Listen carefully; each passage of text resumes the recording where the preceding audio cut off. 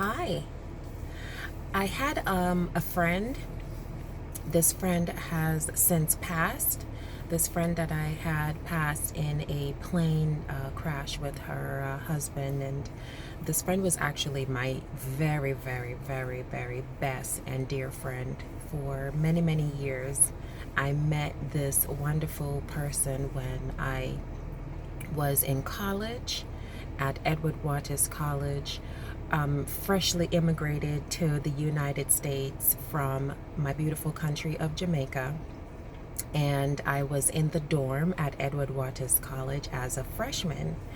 And so I am this young Jamaican girl in college, or young Jamaican lady, young lady. And she was a young Bahamian lady, and we befriended each other. She told me years ago that God said that she should be my friend. She would say stuff like that. She would say, God told me that. And she would say some stuff that God told her, like things that would happen in her life later on. God had spoken to her and said she would be this type of person or that type of person. And she really had a heart of gold. She was such a great um, resource and source for me as someone that was just so newly immigrated into the country of the United States, and to have someone like that in the dorm talking to and sharing experiences of her living on her island and me growing up on my island, and we had such a great friendship, um, great relationship, wonderful, wonderful, wonderful. She was my very absolute very best friend that I ever had. um, she had this thing that she spoke to me about. One time I was talking to her about, it's better to hold on to the devil you know than the devil you don't know, or it's better to hold on to the bad that you know than the good that you don't know.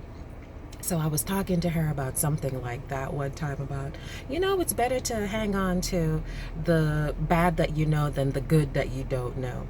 And she was like, that doesn't make any sense. She's like, that doesn't make any sense, Sarita. Think about that. It's better to hold on to the bad that you know than the good that you don't know. That doesn't make any sense at all. She's like, think about that. So I started thinking about it. And I'm like, it doesn't make any sense at all to advise people to hold on to the bad situations that they have, bad situations, than to make a bold decision to pursue a new thing, a new way of living, a new idea, a new business, a new relationship.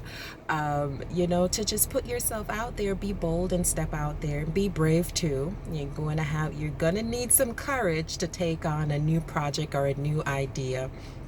So that challenge that she challenged me was so great. It was so great for me to say that makes absolutely no sense, because I was born into this way or line of thinking, because it's just a cliche saying, and then you just start accepting these things to be true, that it's better to hold on to this job that I'm not really happy with, not liking my work situation, not liking the people who I work with, not liking what I'm doing, than to go find out what it is that I really want to do, than to pursue this thing that I know that I have a natural interest in, I have a natural talent for.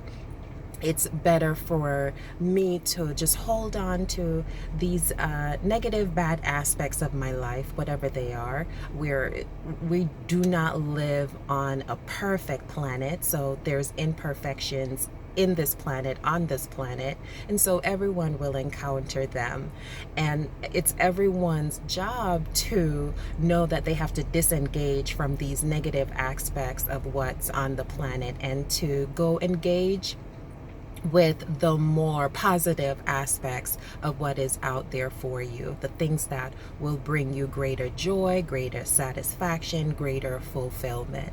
So if you're on that bridge, that border, and you're considering to hang on to that old thing because you're accustomed to it, because it's the bad that you know, it's the evil that you know, rather than stepping out there on faith and courage and being brave and trying to engage a new thing.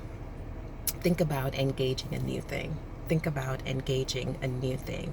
It's actually better to engage the new thing that is good that you don't know than to stay there with the bad that you do know. So think about that today, and think, what decisions do you really want to make for your life, for your personal life, for your professional life, and to realize that it's actually better for you to start engaging the good that you don't know than to sit there for years and years and years and hang on to the bad just because you're familiar with it, just because you know it. So go out there and touch that new good thing that you don't know. Go engage it.